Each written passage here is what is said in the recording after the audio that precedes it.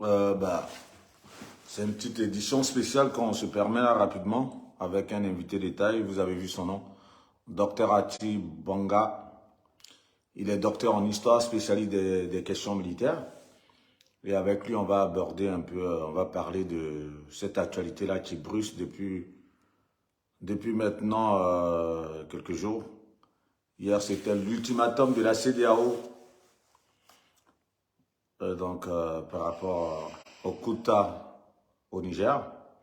Et on a voulu comprendre un peu de quoi il s'agit véritablement, parce que nous ne sommes pas spécialistes de ces questions-là.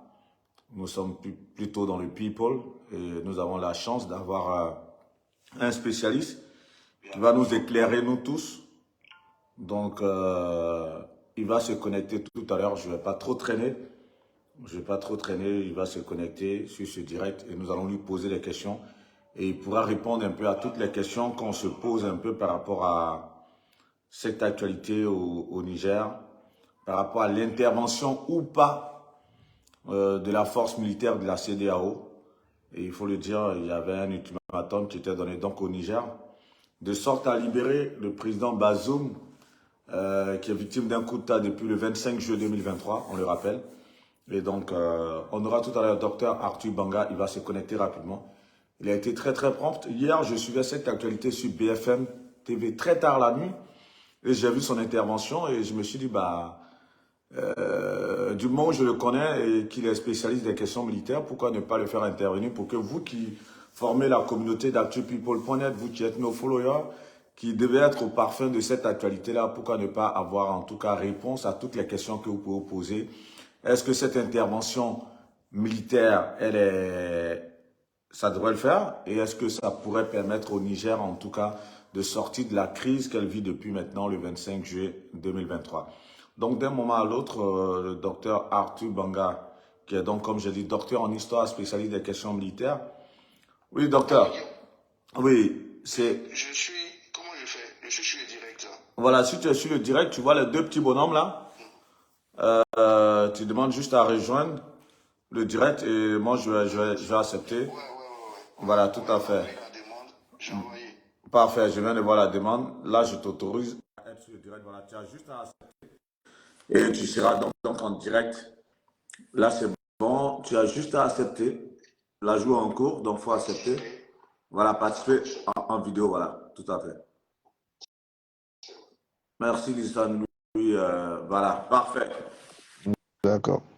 Docteur Arthur Banga, pour tous ceux qui suivent la chaîne, oula, on l'a perdu. Qu'est-ce qui s'est passé? Il va demander à se connecter à nouveau. Comme je l'ai dit, c'est une édition spéciale rapide, hein. On ne va pas trop rester longtemps, histoire de comprendre un peu ce dont il s'agit au Niger par rapport à l'intervention de la force militaire de la CEDEAO. On va récupérer. On va pouvoir donc... Ok, cette fois c'est bon. Là, cette fois, c'est bon? Ouais, Parfait. ouais, c'est bon, c'est bon. Cher frère, je voulais vraiment te dire grand merci. Tu me permets de te tutoyer. Bien C'est sûr, vrai que bien toi, sûr. tu es habitué des plateaux de débat sur NCI. On te voit très souvent sur ce genre de débat. Enfin, histoire de faire part de ton expertise sur des questions qui font partie de ton domaine d'activité. Moi, je voulais te dire merci. Et je disais tout à l'heure aux followers d'Actu People que hier tard la nuit, j'ai vu ton intervention sur BFM TV et ça m'a vraiment fait chaud au cœur. Et c'est comme Merci. ça l'idée est venue pour moi de me dire, bon, pourquoi ne pas faire un direct flash rapidement pour que tu puisses nous éclairer par rapport à ce qui se passe au Niger. En gros, si tu dois présenter la situation, qu'est-ce que tu dirais avant qu'on ne parle de l'intervention de la CEDEAO, encore moins de cet ultimatum qui a pris fin hier et qui va donner lieu aussi, je crois, j'ai lu tout à l'heure sur France Info, comme quoi il y aura aussi un autre sommet de la CEDEAO au Nigeria le 10 août prochain. Qu'est-ce qu'il en est de la situation en gros? Bon, en gros, il y a une dizaine de jours, hein, on s'est réveillé en attendant, en voyant dans les informations qu'il y avait le début d'une mutinerie de la garde présidentielle au Niger. Et plus tard dans la soirée, c'est transformé en tentative de coup d'État. C'était le Voilà. 25 juillet, c'est ça, le C'était 25 juillet. exactement le 25 juillet. La surprise était grande. Elle était grande tout simplement parce que Il y a, on trouve beaucoup, pour moi c'est des prétextes, mais pour certains de bonne foi c'est des raisons. On trouve beaucoup de raisons pour expliquer les coups d'État en Afrique. En Guinée, ils vont vous dire le troisième mandat de Alpha Condé. Au Mali, ils vont vous parler de la gouvernance d'Ibrahim Boubacar Keïta qui commençait à être contestée. Au Burkina, on va vous parler de la sécurité. Mais justement, au Niger, le président Bazoum est élu à la suite du président Youssoufou, qui lui fait 2 mandats et s'en va.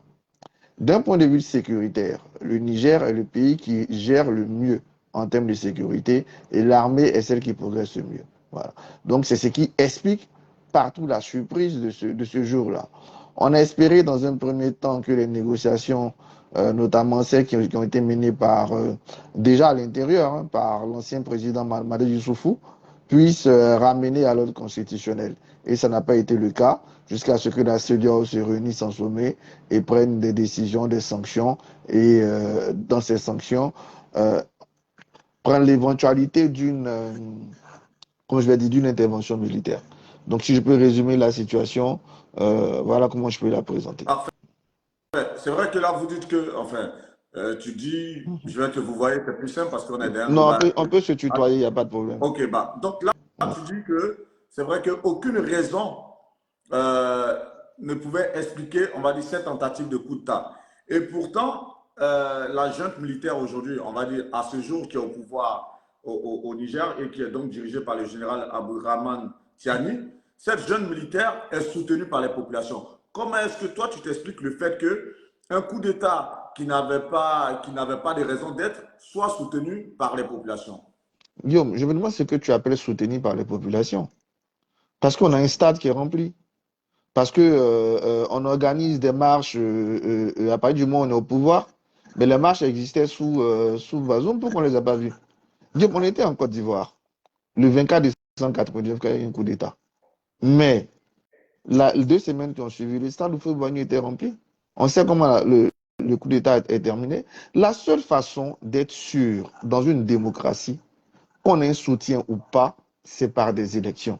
Si on remplit un stade, organiser des manifestations, faire sortir des gens, bon, toi-même, si on te donne un peu de sous, tu peux remplir des stades, même pas un seul stade en une journée, Guillaume. Donc, c'est pas par ça qu'on va dire que c'est accepté ou c'est pas accepté. Quand on accepte ou on n'accepte pas, la seule condition de savoir si la majorité, parce qu'il y a toujours des gens qui acceptent, il y a toujours des gens qui vont soutenir. Si vous prenez un pays de 23 millions de personnes comme le Burkina, comme le Niger, vous pourrez même avoir, en démocratie, vous pouvez même avoir jusqu'à 10 millions de contre. Disons même 11 millions 400 000 de contre. Mais c'est la majorité là qui nous importe. Sinon, forcément, dans 23 millions de personnes, tu vas trouver de quoi remplir une rue, à remplir une ville pour dire qu'ils ne sont pas d'accord. Mais ça ne veut pas dire que c'est populaire. La popularité se mesure dans une démocratie, dans les urnes. Sinon, c'est la porte ouverte à la pagaille. Donc, à chaque fois que quelqu'un peut remplir un stade, il est populaire. Et il fait ce qu'il veut. Voilà. Bah, quand cela ne tienne, le problème n'est pas d'un point de vue personnel. Hein, c'est pas Bien sûr, je moi comprends.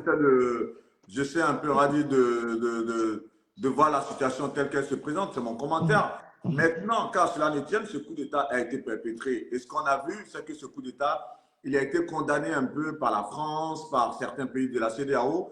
Et justement, le nœud gordien et ce qui nous vaut ce direct là, live comme ça par rapport à cette interview, c'est de savoir cette intervention qui est programmée au point où la CEDEAO a donné un ultimatum. Cet ultimatum, hier, il a expiré.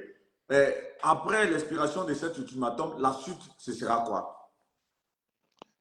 D'abord, l'intervention militaire fait partie d'un arsenal de mesures que la CEDEAO prend quand on est dans ce genre de situation. Voilà.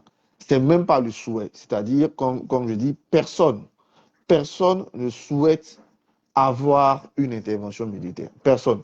Voilà. Personne ne souhaite on arrive au stade de l'intervention militaire. Maintenant, je vous explique la notion de l'ultimatum. L'ultimatum, quand on fixe un ultimatum, surtout quand une organisation internationale comme la CEDEAO fixe un ultimatum, ça ne veut pas dire qu'aujourd'hui, demain, on est sûr, on envoie les... D'ailleurs, ce n'est pas une guerre contre le Niger, ce n'est pas une intervention contre le Niger. Au contraire, c'est une intervention pour soutenir l'expression du peuple des Nigériens qui soit exprimée. Elle sera ciblée, si elle doit arriver, elle sera ciblée sur des personnes bien précises. ce travail est pratiquement fait par du renseignement militaire, théoriquement. L'ultimatum, c'est quoi? C'est de dire qu'à partir d'aujourd'hui, donc à partir de hier minuit, on passe à une autre phase où, en plus des sanctions qui ont été déjà prises, on va corser la chose. Corser. Et je disais aux gens que dans l'intervention militaire, en fait, l'intervention, c'est la dernière phase de l'opération militaire. Sinon, l'intervention en elle-même, dans un processus comme ça, est d'abord dissuasive. Elle fait partie des négociations.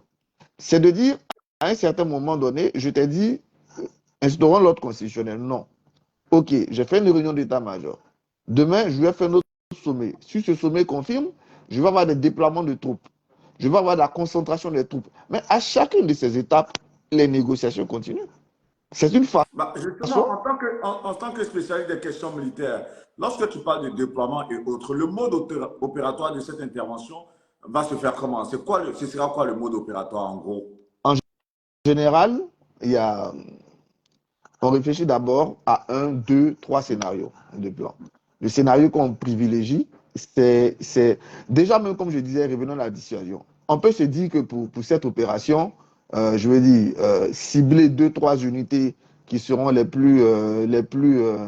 je veux dire, les plus résistantes. Hein? Donc, on va estimer pour cibler ces unités combien d'hommes il nous faut. Voilà. Mais en général, ce genre d'opération, d'abord, il y a un pays qui prend le lead, qui donne l'essentiel des troupes, l'essentiel des équipements. En général, on prend un pays frontalier. Et dans ce cas, je pense que ça sera le Nigeria, une grande puissance militaire de notre sous-région, Mais qui doit prendre. à ce propos, vu ce que moi je suis, le Nigeria ne veut plus privilégier la voie militaire, mais plutôt le dialogue. Mais personne ne privilégie la voie militaire, mais plutôt le dialogue. Tout le monde préfère le dialogue. Non, la voie militaire, c'est le dernier recours. Mais pour ce qu'on voit, les pays comme la France, la Côte d'Ivoire et le Sénégal, eux voulaient une intervention ultra rapide, non? C'est parce qu'on voyait sur Non, le terrain. Ouais. non, jamais, jamais.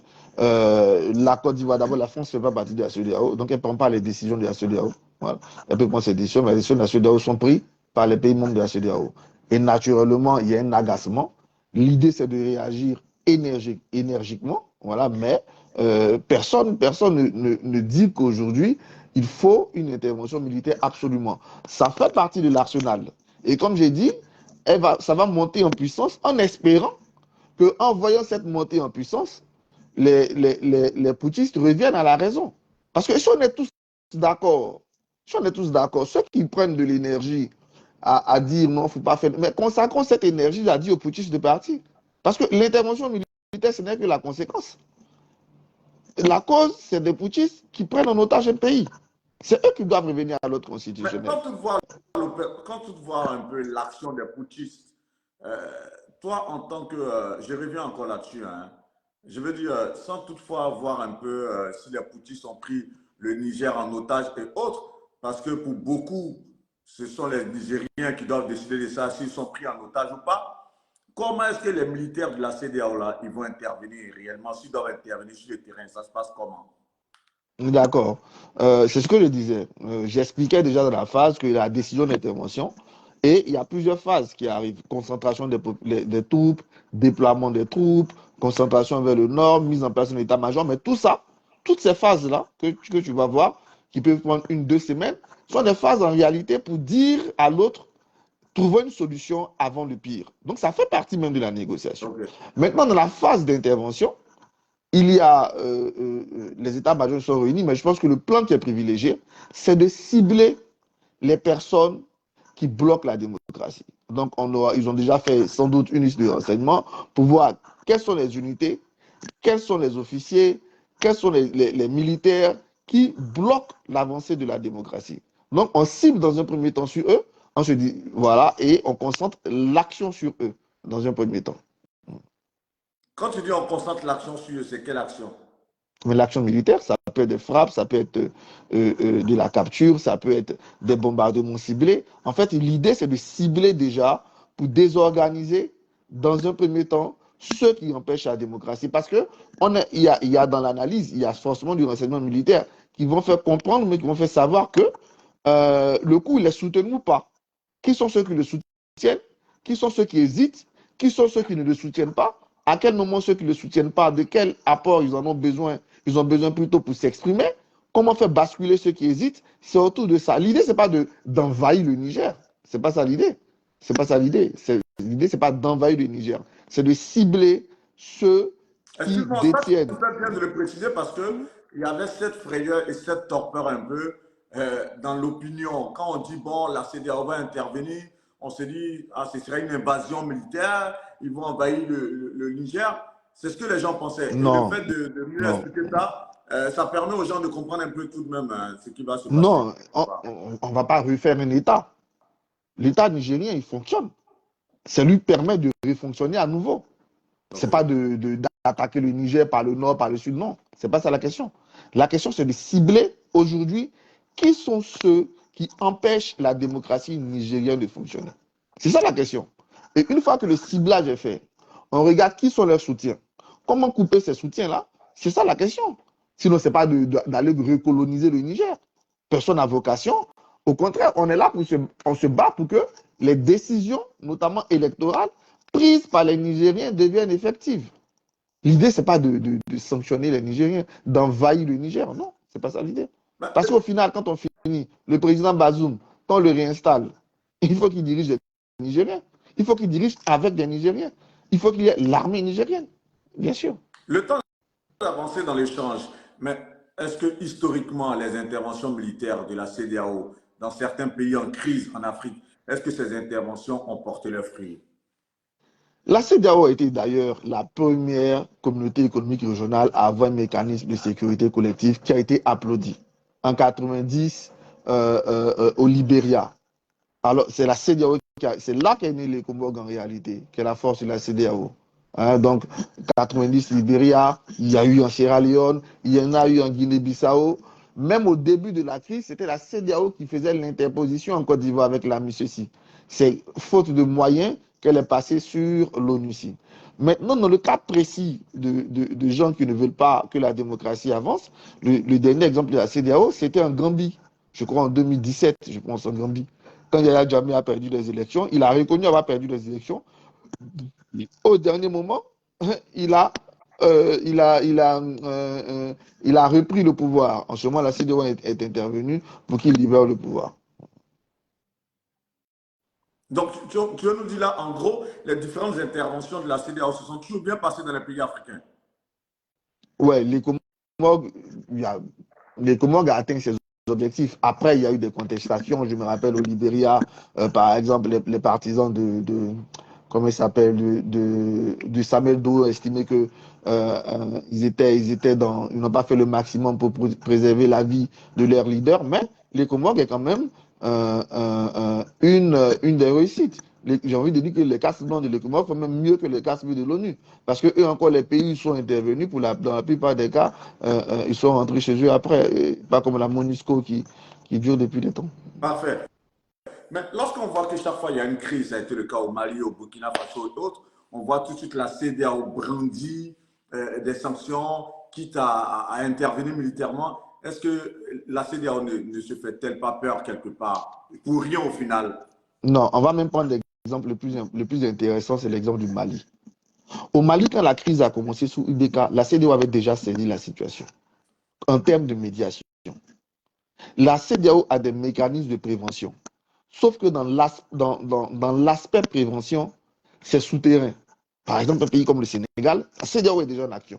Il y a des émissaires, il y a des coups de fil. Même quand elle se retrouve en sommet, on prend le gars de côté, mon gars, voilà, elle le fait.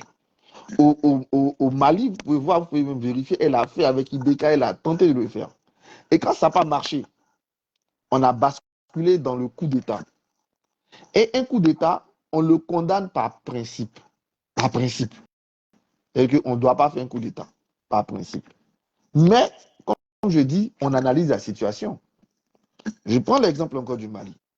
En août 2020, quand le colonel Goïta a fait son coup d'État, on analyse la situation. Tout le monde voit bien que les élections législatives n'ont pas été acceptées. Et que tous les vendredis, il y a des manifestations dans Bamako. Donc, quand le coup d'État arrive, la CEDEAO dit quoi à Goïta? Elle lui dit, OK, bon, Monsieur Goïta, euh, vous avez fait un coup d'État. On condamne par principe. Mais on voit la situation. On voit la situation. Elle est compliquée. Donc, ce qu'on va faire, vous allez pas diriger la transition. Parce que ce n'est pas votre rôle de diriger la transition. On va donc trouver un président de transition et un premier ministre. Au début, M. Goïta ne voulait même pas. C'est les pressions, les sanctions et tout ça qui ont fait que finalement, il a accepté. Donc, président Bandao et un autre premier ministre. Et on donne un délai, en général, entre 12 et 18 mois. Parce qu'on se dit que c'est une transition. Toi, en tant que président de transition ou putschista, tu ne peux pas prendre de décision majeure. Tu gères les affaires courantes parce que tu n'as pas la légitimité populaire. Le peuple t'a pas oué. Non, tu ne peux pas parler en son nom. Du coup, fais vite, organise pour que quelqu'un vienne parler au nom du peuple. Parce que c'est ça la base. À la base, on a tous décidé de faire de la démocratie, que le peuple parle à travers son président. Donc, Goïta, au bout d'un moment, il renverse le président de transition et il s'impose. À l'époque, dès qu'il s'impose, la France veut le sanctionne même. La seule dit, bon, écoutez, on a dit 18 mois. Il a déjà fait presque 12 mois. Donc, comme il ne reste que 6 mois, c'est pas grave. Ils n'ont qu'à continuer les 6 mois. Mais au bout des 6 mois, ils n'ont qu'à partir, ils n'ont qu'à organiser des élections et puis ils vont partir. C'est ça qui nous intéresse. Pour que, enfin, on puisse reprendre une relation normale avec le président élu. Au bout d'un moment, M. Goïta nous dit que depuis 6 mois, il veut 5 ans. Le président lui ah, toi aussi. 5 ans là, c'est plus qu'un mandat présidentiel. Non, si on te laisse 5 ans là, c'est que tu as été plus qu'élu. Il dit 4 ans, les gars ils disent non, 4 ans là, c'est pas sérieux. Tu ne peux pas faire 4 ans en plus des 18 mois. C'est-à-dire que toi, si tu as fait 5 mois et 5 ans et demi, donc tu es même plus, tu as plus de temps même que le puisque tu ne dois pas prendre le pouvoir. Ce n'est pas pour toi le pouvoir. Le peuple ne t'a pas donné le pouvoir. Tu usurpes le pouvoir du peuple. C'est ça en fait. Avant que la CEDEAO ne bascule dans des sanctions. Donc, vous voyez très bien que les sanctions, c'est la dernière étape. Mais C'est la justement, toute dernière étape. mais en dépit de ces sanctions, et ça, j'ai vu cette information hier lorsque le président du COJEP, Charles Blé Goudé, s'adressait un peu il s'adressait un peu à des Africains à Paris. Il a dit, il a pris langue avec le conseiller d'un ministre malien qui lui disait, en dépit des sanctions et de la situation de crise qu'ils ont pu connaître, c'est là que le Mali a connu, on va dire, un développement que le Mali a pu faire sortir de terre des infrastructures et que même le Mali a pu augmenter le salaire des fonctionnaires. Non, Est-ce que quelque part, justement, c'est pas, quoi non, ça? c'est pas juste. C'est pas Non, juste, c'est pas vrai. je viens, je viens. Pour Oui. preuve, la preuve que Non, c'est mais pas vrai. je Allez-y, termine avec la allez-y. question. Mhm. Parce que quelque part, ça c'est ce qu'il dit. Il a eu cette information avec le conseiller d'un ministre. Mhm. Et il donne cette information Mhm. devant les Africains qu'il recevait à Paris, justement. Est-ce que quelque part, lorsqu'on voit ces crises-là qui naissent comme ça de par des coups d'État, est-ce que ces crises, au final, ne sont-elles pas des opportunités, on va dire, de développement de ces pays qui, plus ou moins souvent, se sentent lésés ou laissés pour compte avec toutes les menaces djihadistes qui ont cours dans la sous-région africaine, Non, quelque part? le conseil n'a pas dit la vérité au président Blé Goudé. Lui n'a pas dit la vérité. La vérité, vous voulez la trouver de la bouche de Assimi Goïta lui-même. Écoutez son discours à la nation du 31 décembre de l'année passée. Il a dit lui-même, les sanctions nous ont étouffés. Voilà. Les Donc, sanctions, on ne fait pas? en gros, l'idée, je ne comprends, je ne me saisis pas exactement le mot, mais vous pouvez vérifier. Regardez le discours du 31 décembre. Il a commencé par dire que les sanctions les ont éprouvées. Voilà. Et d'ailleurs, Allô? ont été Allô? levés en partie. En partie. Jusqu'à il y a 2 semaines, ils ont envoyé une délégation à Abidjan ici pour demander qu'on lève le reste des sanctions là pour qu'ils puissent emprunter. Celui qui te dit que les sanctions là m'ont aidé, c'est faux. Ça ne les a pas aidé. D'ailleurs, ça ne les a pas aidé à tel point que leurs 4 ans là, ils ont abandonné pour venir à 2 ans et demi. Voilà. Et à chaque fois qu'il prenait la parole, c'était pour dire de lever les sanctions. Si quelque chose t'aide, pourquoi tu as pleuré pour lever les sanctions? Non, les sanctions ont touché le Mali. Et d'ailleurs, c'est tout simplement parce que ils ont rabaissé le temps. Hein? Il y a plus avoir un compromis sur le temps de la transition supplémentaire que ces sanctions ont été levées à 80%. Sur les sanctions, elles agissent quand elles sont dures. Vous prenez par exemple le Burkina, les sanctions ne sont pas dures parce qu'ils sont dans la période qu'ils ont dit. Même chose pour la Guinée. Mais le Niger, par exemple, les sanctions sont très dures. Très dures comme elles ont été dures pour le Mali après son idée de 5 ans. Et appelez les gens au Niger, vous diront. Voilà. Tu ne peux pas ne pas partir de ces sanctions-là. Voilà. Justement, avant de parler de ces sanctions, pour revenir un peu à la situation du Niger, on a vu que l'ultimatum courait jusqu'à hier minuit et en réponse, on a vu la fermeture de l'espace aérien nigérien. L'espace aérien du Niger a été fermé carrément, ce qui a fait que hier, pas mal de vols ont pris des retards. Il y a eu des vols qui ont été déroutés vers d'autres destinations afin de pouvoir faire leur trajet normal, leur trajet. Bref, avec tout cela, on voit que quelque part, la CEDEAO a fait marche arrière. Parce qu'on avait comme l'impression, d'autant plus qu'avec l'intervention de la ministre française qui disait qu'il fallait prendre au sérieux une intervention militaire, on a vu que la CEDEAO a fait marche arrière en disant oui, voilà, on va au final se réunir le jeudi 10 août. Est-ce que là, quelque part, il n'y a pas matière à dire là-dessus par rapport à ce volte-face de la CEDEAO? Non, ce n'est pas un vote face. Je vous ai dit que l'ultimatum, j'ai expliqué l'ultimatum. L'ultimatum, une opération comme ça, ce n'est pas du jour au lendemain. C'est une concentration de forces extérieures qui vont prendre du temps. Mais je vous ai dit tout à l'heure que...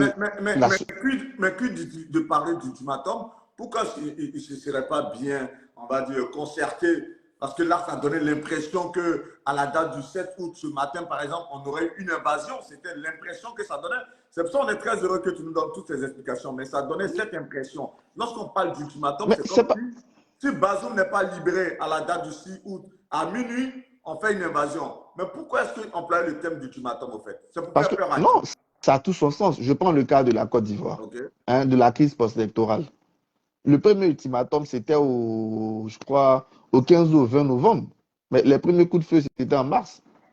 Voilà, l'ultimatum, tu le mets pour montrer ta détermination. Et quand la date de l'ultimatum arrive, tu passes à une autre phase. Et le sommet du 10 août, c'est pour passer à une autre phase. Voilà. C'est pour passer à une autre phase. Et je le dis, mais en dépit de tout ça, la solution privilégiée, c'est le dialogue. Et ceux qui refusent de dialoguer pour l'instant, c'est la junte nigérienne. C'est elle qui n'a pas daigné recevoir le président Talon. C'est elle qui n'a pas daigné recevoir la délégation dirigée par Abdou Salmi Aboubakar, qui l'a accueilli juste à l'aéroport. Voilà, c'est elle.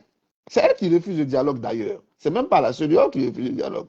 Mais l'ultimatum, j'ai dit, c'est un processus. On passe à une nouvelle phase. Et le sommet du 10 août vous confirmera qu'on passe à une autre phase. Du coup, lorsqu'on voit l'évolution des choses, ça veut dire que cette intervention militaire n'aura jamais lieu quelque part, non? Ah si. L'évolution des choses montre qu'elle peut avoir lieu parce que déjà, les chefs d'état-major se sont réunis. Ils ont planché sur les plans d'opération, sur les effectifs, sur les sites stratégiques. Ça, c'est déjà là.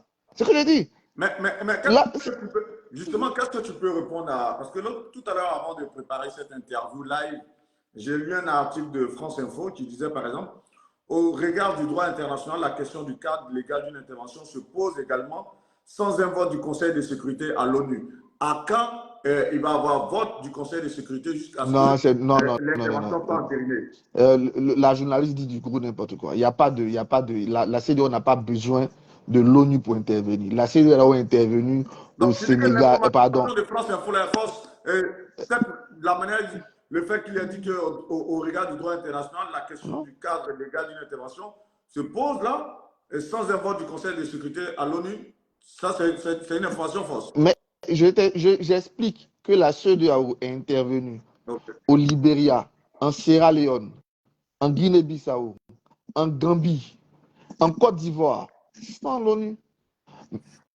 Maintenant, si elle veut faire passer son intervention sous mandat onusien, en ce moment-là, oui.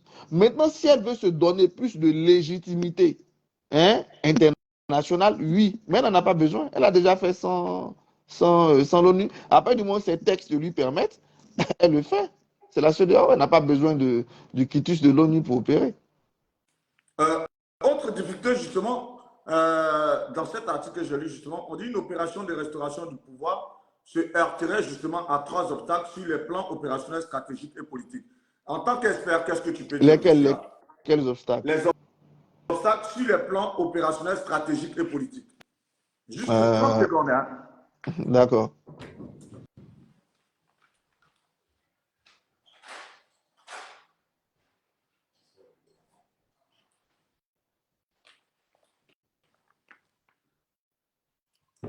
Désolé, hein. Non, il n'y a pas de souci. Non, mais J'aurais aimé j'aurais aimé qu'elle développe ces obstacles, mais je peux en voir, hein. Effectivement, sur le plan politique, par exemple, au Nigeria, le président avait voulu avoir l'onction du Sénat, il n'a pas eu. Évidemment, la Constitution, il pourra la contourner en évoquant le danger national, mais il l'aurait voulu. Des pays comme l'Algérie, qui sont voisins du Niger, ne sont pas d'accord. Donc, c'est vrai, ça peut être des obstacles, mais qui sont franchissables.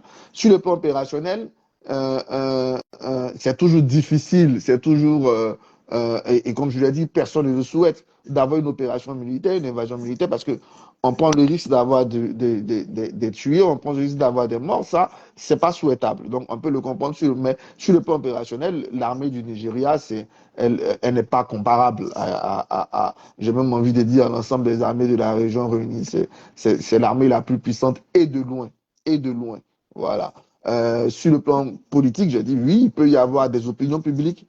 Ça se voit d'ailleurs qui se disent attention, est-ce que c'est pas un gros risque? Oui, effectivement, il y a ces obstacles-là, mais comme je l'ai dit, personne ne souhaite une intervention militaire. Voilà. Bah, Personne. justement, au chapitre des obstacles, par rapport à l'article qui soutient un peu ma réflexion et puis cette interview-là, il est dit, par exemple, les armées de l'Afrique de l'Ouest cumulent les difficultés sur le plan matériel et sont orientées sur la sécurisation de leur propre territoire et non pas sur une gestion de crise à l'extérieur de leurs frontières. On Toi, l'a en tant déjà, que- on l'a déjà fait, comme je l'ai dit. La CEDEAO l'a fait. Je répète les pays. Libéria, Sierra Leone, Guinée-Bissau, Gambie, Côte d'Ivoire. Et l'essentiel des troupes de la MINUSMA, actuellement au Mali, viennent des pays de la CEDEAO. Vous savez, les gens, ils ont toujours un regard hautain quand il s'agit de l'Afrique, mais on sait le faire. Qu'elle soit rassurée, on sait le faire. Voilà. bah, c'est pour ça, non, c'est pas leur regard. Peut-être que, fonction des différents éléments que les journalistes ont, c'est pour ça qu'ils font leur article. Et toi, en tant que spécialiste, c'est pour ça nous, on est très heureux de t'avoir. C'est parce que toi, c'est ton domaine, tu peux mieux éclairer les lanternes, tu peux éclairer les opinions. Et justement, dernier point, on dit, on ne sait pas combien de temps durerait une intervention militaire et quelles en seraient les conséquences. Tout à Toujours. l'heure, quand tu parlais, tu disais, il est probable qu'il y ait une intervention militaire. Si intervention militaire, il doit avoir. Combien de temps, justement, cette intervention devrait durer et quelles en seraient les conséquences, justement?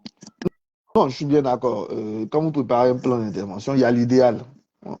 On se dit tous, par exemple, que en ciblant ces trois ou quatre unités, si on les a neutralisées, l'essentiel de l'armée va nous rejoindre. Ah, et après, si elle ne vous rejoint pas, voilà. Donc, il y a toujours un point d'interrogation derrière une intervention militaire. Il y a toujours un point d'interrogation derrière une guerre. Une guerre est par définition insaisissable. Elle a des éléments qu'on ne maîtrise pas. C'est clair. C'est pour ça d'ailleurs, on dit on sait qu'on commence une guerre, mais on ne sait jamais qu'on a fini. Malgré tout ce qu'on va mettre dedans pour se préparer, pour essayer de finir plus tôt. Et c'est ce que nous disons. Et nous disons, c'est pour ça que nous disons que tout le monde privilégie d'abord le dialogue. D'abord le dialogue.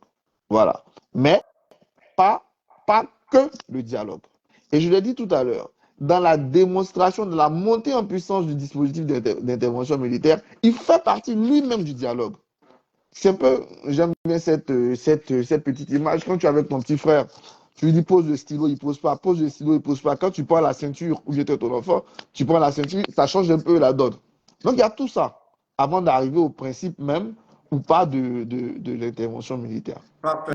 Néanmoins, quand on prépare dans le plan d'opération, dans la planification d'une opération, quand la planification est bien faite, elle tient compte des éléments, de tous ces éléments, de se dire attention, on tient compte dans la planification de l'option la plus favorable et de l'option la plus défavorable.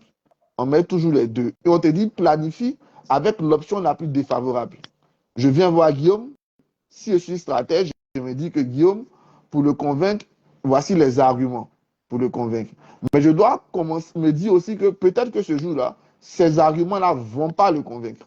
Ça fait partie de la planification. Cela dit, toutes les guerres qu'on voit se planifient, mais n'arrivent pas à la même conclusion. C'est pour ça que c'est toujours un risque, c'est toujours un danger d'aller vers l'intervention militaire. Mais au lieu de se mobiliser vers la CEDEAO, si on est tous d'accord pour condamner le putsch, il faut se mobiliser vers les putschistes.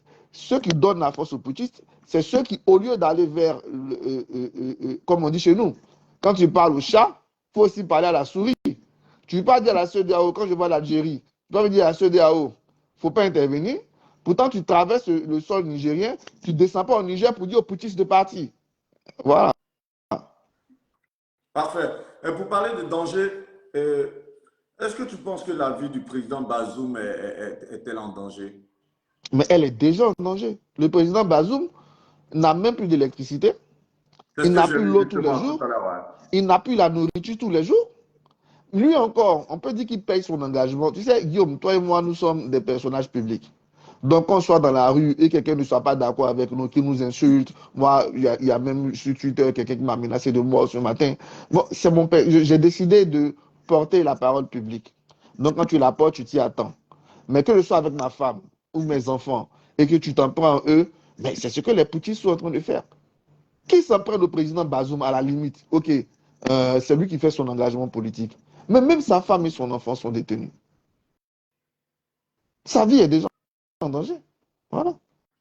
Bah, on a vu tout de même, c'est vrai que cette information, je l'ai lu tout à l'heure également, le fait qu'il n'a plus droit à l'électricité, il n'arrive plus à manger correctement et autres. Mais on a vu tout de même, malgré qu'il soit en résidence surveillée, il a reçu une visite éclair du président tchadien. Tu penses que le président tchadien est allé lui dire quoi, en gros, selon Ah, mais toi? ça, c'était il y a une dizaine de jours. Hein. Non, Il y ça a ne s'est plus passé d'une le semaine. C'était le dimanche. 31 juillet. C'était Ça le s'est passé dimanche le de la semaine 31 passée. juillet Voilà alors que ce le que je coup dis. d'État a eu lieu le 25 Ce juillet. que je dis, c'était le dimanche de la semaine passée. C'est N'est-ce ça. pas? Mais Voilà les justement, selon situations. toi, à cette date, lorsque le président tchadien allait le voir, c'était peut-être pour le convaincre aussi de quitter le pouvoir ou c'était pour lui dire quoi, selon toi? Bon, j'explique le président tchadien. Quand la CEDEAO a commencé son sommet, le président tchadien a estimé qu'il pouvait donner un coup de main à la médiation parce qu'il avait de bonnes relations à la fois avec les militaires, le président Bazoum et le président Youssoufou. Donc la CEDEAO a dit, il n'y a pas de souci, vas-y. Bon, il allait, il a fait son rendez-vous et rien n'a filtré. Et on attend encore les résultats. Voilà. Parfait. Donc, en gros, par rapport à la situation qui prévaut en ce moment au Niger, on a vu, pour résumer rapidement, il y avait un ultimatum qui courait jusqu'au 6 août à minuit. Qui de l'ultimatum qui devait peut-être voir lieu, qui devait voir, on va dire, voir intervenir, voir faire intervenir, on va dire, voir une intervention militaire, on va dire ça comme ça, c'est ce qu'on craignait. On n'a pas vu cette intervention militaire, mais on voit plutôt que la CEDEAO va se réunir le 10 août. Selon toi, les jours à venir, qu'est-ce qui va se passer au Niger par rapport à la crise au Niger? Qu'est-ce qu'on doit retenir? Qu'est-ce qui va se passer en gros? Pour Dans toi les qui as jours une à lecture venir, très nette de cette situation-là. Dans les jours à venir, la CEDEAO continue de faire ce qu'elle fait, c'est-à-dire d'une part, continuer de parler avec la junte pour leur demander de trouver rapidement les moyens de revenir à l'ordre constitutionnel. En même temps, elle va préparer son intervention militaire pour l'utiliser au cas où elle est nécessaire, Mais en espérant qu'elle est-ce ne que soit tu pas penses que la nécessaire. CEDEAO pourra parvenir à ses fins quand on voit qu'elle n'a pas pu parvenir à ses fins et au Burkina et au Mali? Est-ce que les Nigériens ne se disent pas il y a une brèche Ju- ouverte pour rester là? Les putschistes nigériens ne vont pas rester au pouvoir comme ça a été le cas au Mali, au Niger, au Mali et au Burkina? Justement, la CEDEAO a dû sa crédibilité. Effectivement, si les putschistes nigériens restent, il ne faut plus que la CEDEAO nous parle de coup d'État. Et ça signifie quoi? Ça signifie qu'à partir d'aujourd'hui, la question des coups d'État ne sera plus réglée par la CEDEAO. Elle sera réglée soit au niveau national, par les présidents eux-mêmes, qui vont commencer à avoir des réflexes d'hommes en danger, puisqu'il n'y a pas de recours. Ou, plus encore, ça va nous échapper carrément. Ça sera même plus les Africains qui vont gérer nos prises de pouvoir. Je ne sais pas si tu comprends ce que je veux dire. Il y a des gens qui ont envie de revoir la guerre froide en Afrique. Le Niger, là, c'est la finale. Soit ça passe pour le Niger, bon, pour les coups d'État, changement, etc. Mais l'Angleterre a déjà fait sortir sa note sur Wagner en Afrique. Donc, on a le choix. Et la note En de faisant l'Angleterre tout, qui va me dire quoi? que, en gros, c'est une grosse menace pour la démocratie, pour leurs valeurs, qu'il ne faut pas rester les bras croisés face à ça. Or, les Anglais, vous savez, quand les autres pays négocient sur l'arme à donner en Ukraine, ils ont déjà envoyé pour eux. Voilà, ils doivent. Donc, attention, attention, regardons l'Ukraine. Ceux qui rient, Wagner a chassé la France peut même partir, mais les autres ne vont même pas accepter. Parce que c'est tout un système. Est-ce qu'on veut qu'on passe à cette phase-là? Je ne crois pas que ça va nous arranger. Ou on passe à la phase, parce que j'ai entendu hier mon collègue, un de mes collègues dit, mais il a laissé. Donc, je disais, le crime de Bazoum, c'est de dire, bon, la garde présidentielle est une garde républicaine, je ne la change pas. Je ne mets pas mes frères, je ne mets pas mon village dans la garde républicaine comme certains présidents ont fait. Parce que finalement, qu'est-ce qui va se passer aujourd'hui? Les présidents vont se dire, ah, mais comme c'est l'armée qui se rébelle, quand je prends le pouvoir, mon village, là, c'est l'armée. Mon frère, là, c'est le chef d'état-major. Comme ça, il ne va plus penser république, il va penser au pouvoir du village. Avant Parce que d'aller finalement, c'est ça. dans ces questions, tu disais tout à l'heure que la CEDEAO joue sa crédibilité. Tout à fait. Et si la CEDEAO ne parvenait pas, encore une fois de plus, comme je l'ai dit, à ramener l'ordre constitutionnel au Niger, que deviendrait selon toi et qu'est-ce qu'on devait déduire, quelle déduction devrions-nous avoir par rapport à la CEDEAO?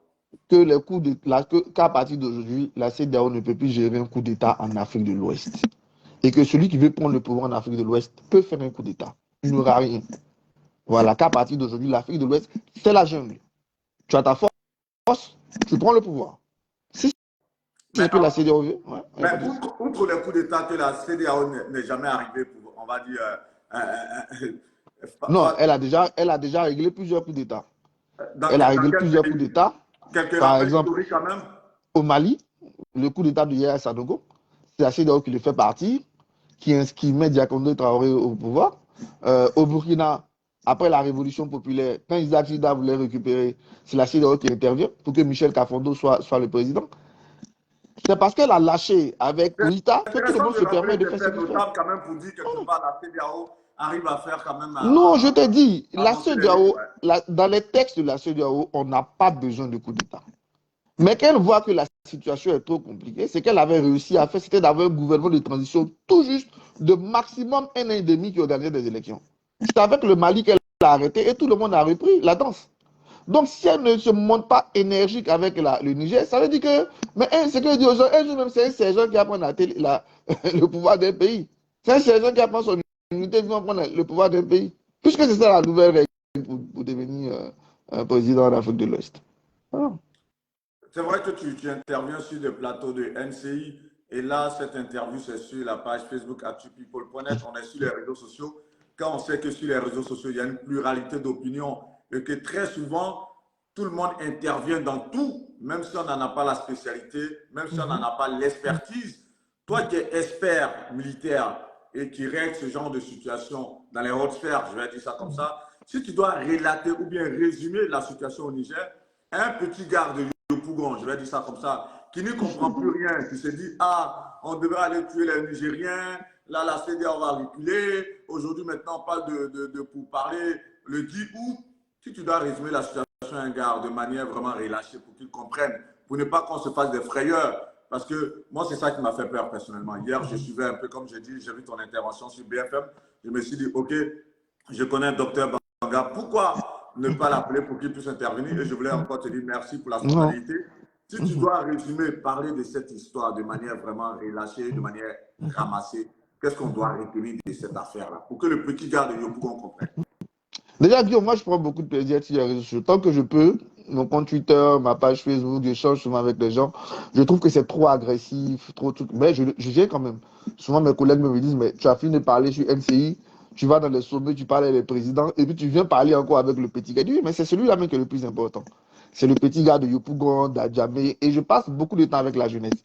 Pas plus tard que la semaine, j'ai été invité par la FECI LLC, je suis passé causer avec eux. J'étais à Boisseau avec un grain le samedi, je passe. Je pense que c'est avec ceux-là même qu'on va parler. Donc, pour le gars qui est à Yop, d'ailleurs, j'ai grandi à Yop, hein, mes parents y sont encore, c'est de dire, écoute, il se passe dans un pays de nos frères nigériens le Niger. Si tu manges du garba, sache que le garba a pris le nom d'ailleurs du Niger. Il y a eu un coup d'État dans ce pays. Et nous estimons, la CEDEAO aussi estime que on ne peut pas avoir de coup d'État en Afrique. C'est pas normal. Pour diriger un pays africain, il faut passer par les élections, on va t'élire. C'est pas parce que tu es militaire que tu dois prendre le pouvoir. Sauf que les militaires qui ont pris le pouvoir, ils ne l'entendent pas, ils ne veulent pas. Eux veulent rester au pouvoir. Donc la CEDEAO dit, OK, on va négocier pour qu'il libère le président et pour qu'il quitte le pouvoir. Et si les négociations ne marchent pas, on va faire ça en bris, de façon militaire. On va les dabat, pour parler comme à jamais. Voilà. Donc, comme dans toute bagarre, dans tout niaga, il y a toujours du sang qui coule. Faisons en sorte que on n'arrive pas au niaga là, que les Mongols à Béous, hein, qui laissent le pouvoir tranquillement, qu'ils repartent protéger le Niger. Le Niger a besoin d'être protégé par des djihadistes, qu'ils laissent aux hommes politiques faire leur travail politique. S'ils ne sont pas d'accord, ils enlèvent le treillis, ils enlèvent le treillis là, et puis ils viennent faire politique, et les gens, on le vote, et puis il va diriger. Voilà. Okay. Et tu penses que justement, là c'est bien résumé, hein, mais ces militaires-là, s'ils doivent quitter le pouvoir, quelle garantie on leur donnerait? Parce que peut-être par rapport aux négociations, ils doivent avoir peur de se dire, bon, on a tenté un coup d'État qui n'a pas réussi. Là, on a gardé le président Bazoum en résidence surveillée pendant des semaines. Malheureusement, au final, on a dû lâcher du lest. Quelle garantie ils auront de ne pas Je pense, pouvoir poursuivre et je autres? pense, Ouais. je pense qu'ils auront toutes les garanties. Ils auront toutes les garanties sécuritaires, tout ça, ils vont leur donner. Même ceux qui veulent avoir des retraites dorées dans d'autres pays d'Afrique, on va le faire. En Afrique, on l'a toujours fait. Il y a eu des problèmes et on te dit, bon, toi, viens t'asseoir en Côte d'Ivoire. La Côte d'Ivoire, par exemple, il y avait plein de dignitaires tchadiens donc, ils sont dans ce pays-là. C'est pas un problème pour nous, les Africains. Voilà, Damimba, c'était chaud, fort là, il vient t'asseoir au Togo, c'est fini. Donc, ça, là, c'est pas un problème. C'est pas un problème. C'est même pas un problème. Voilà. Les garanties de leur sécurité, la CEDEAO va les garantir. Si c'est ça le problème, ils n'en ont pas. Voilà. La Côte d'Ivoire a 63 ans aujourd'hui. C'est vrai que le sujet pour lequel euh, on t'a invité, et je voudrais encore te dire merci d'avoir répondu à nos différentes questions. Le sujet, c'est donc cet ultimatum qui a expiré hier par rapport à la situation au Niger. Et on a vu qu'il y aura un référendum, je crois bien, je ne sais pas, une assemblée le 10 août. Bref, mais la Côte d'Ivoire a 63 ans aujourd'hui, le 7 août 2023. Quel mot pour ces 63 ans? Et puis aujourd'hui, quand on voit un peu la perspective de développement en Côte d'Ivoire, est-ce que la Côte d'Ivoire, on va dire, est enfin sortie de l'ornière des crises? Parce qu'on parle de crise et malheureusement, tous les jours, les crises viennent à freiner l'élan de développement des pays africains. Est-ce qu'on peut dire aujourd'hui que la Côte d'Ivoire est sortie de l'ornière des crises et des guerres et de pas mal d'autres choses comme les coups d'État et autres? Déjà, permettez-moi justement ce jour anniversaire de saluer la mémoire du président Nicolas Bédier, qui depuis 1960 jusqu'à aujourd'hui fait partie du décor de cette fête nationale. On est tous habitués à son petit message, à son petit mot. Et donc, de là où je suis, je veux dire tout mon profond respect et prier Dieu pour qu'il repose en paix. Le président Emery Konan Bédier. Je pense que la Côte d'Ivoire est sur le bon chemin d'un point de vue macroéconomique, infrastructure, on le réussit bien. D'un point de vue microéconomie, gouvernance, on progresse. Pas au rythme que je souhaite, mais on progresse. Mais d'un point de vue sortie de crise, je vais donner une petite demi-finale le 2 septembre. Mais je pense qu'on sera convaincus, tous convaincus que c'est derrière nous quand l'élection de 2025 va enfin se dérouler sans qu'il y ait un seul mort. Sans qu'il y ait un seul mort. Parce que depuis 95, depuis 1995, ça n'a pas commencé aujourd'hui, on parle d'aujourd'hui, mais l'élection de 1995, il y a eu des morts. En 2000, il y a eu des morts. 2010, là, on ne compte pas. Bon, 2015, ça s'est calmé un peu. 2020, ça a repris. Donc, on aura les municipales de 2023 pour tester le dispositif. Et je pense qu'on pourra dire qu'on sort de notre convalescence en termes de crise politique si on réussit l'examen de 2025. Mais il faut que tous on se mette dans cet esprit-là pour préparer cet examen de telle sorte qu'il soit le plus beau possible. Mais selon toi, cette crise, il doit avoir les gemmes de cette crise-là, sont portées par quoi? Par l'instance de gestion des élections ou par les hommes politiques ou par quoi, selon toi? Les deux, les deux. Je pense que les deux, mais sur les deux points avancés. Sur les hommes politiques, Bon, il ne reste plus que deux. Notre papy Bédi est parti, mais nos papys, justement, ont un âge où je pense qu'on pense plus. Moi, j'ai écouté la dernière déclaration du président Laurent Gbagbo quand son nom n'était pas. Et moi, j'ai profondément aimé ça. Où il a dit aujourd'hui, là, où on est arrivé, là, Alassane et moi, et Bédié, on doit réfléchir à quelle Côte d'Ivoire on va laisser à nos enfants. Je pense que ça, c'est déjà quelque chose d'intéressant. Ça prouve que malgré les oppositions, hein, ils sont dans la position de patriarche. Ils sont plus que deux maintenant. Et ça, c'est déjà un premier avantage par rapport à avant, il y a 5 ans, il y a 10 ans, où voilà, chacun en voulait. La deuxième chose, c'est qu'aujourd'hui, dans la commission électorale, tous les partis politiques sont représentés. Hein, c'est déjà ça. On espère maintenant qu'il faut. Le problème, c'est à ce niveau-là, au niveau des hommes politiques, mais aussi au niveau de la confiance qu'on doit avoir dans nos institutions. Commission électorale, cour constitutionnelle. Mais c'est un travail de longue haleine. C'est un travail de longue haleine et qui doit mobiliser tous les Ivoiriens pour qu'on puisse y arriver. Merci en tout cas, docteur. Merci beaucoup. Non, c'est un plaisir partagé. C'est moi qui te remercie et qui remercie tous tes followers. Et je prends beaucoup de plaisir à, comme je dis, à parler avec ce genre de médias aussi. Et je veux te dire merci pour le travail phénoménal que tu fais pour la culture ivoirienne et pour faire connaître aussi les idées des hommes politiques ivoiriens. La prochaine fois que je suis à Paris, je te dirai pour qu'on puisse enregistrer même de face. Voilà. Avec grand plaisir. En tout cas, merci encore une fois de plus. Je vais conclure rapidement. On avait pour inviter donc docteur Manga Arthur. Il est donc docteur en histoire, spécialiste des questions militaires. Il était notre invité donc pour nous étayer sur le bras de fer qui a cours en ce moment entre la CEDEAO et le Niger suite au putsch du 25 juillet dernier. On espère qu'il vous a éclairé. Moi, en tout cas, j'ai été édifié et je voulais encore te dire merci et félicitations parce qu'on voit que tu apportes ton expertise sur des chaînes internationales. J'avoue que c'est avec beaucoup de plaisir hier. Quand je t'ai vu intervenir sur BFM, j'ai dit waouh, ça, quand l'expertise ivoirienne ou panafricaine, on va dire ça comme ça, est exportée sur des médias étrangers, parce que qu'on le veut ou pas, c'est nous qui connaissons un peu plus, on va dire, d'un point de vue sociologique, en tout cas, nos réalités. Et ce sera à nous de pouvoir en parler et te voir intervenir sur ces sujets, c'est gratifiant. Que Dieu te bénisse. Mais Amen. c'est sûr que je dis donc bonne soirée et merci à tous ceux Merci. qui nous ont suivis, tous ceux qui ont partagé ce direct. Et puis, voilà, on se donne rendez-vous pour un autre direct de ce genre et à très bientôt. À Merci bientôt. encore. Merci, frère. Merci. À très bientôt.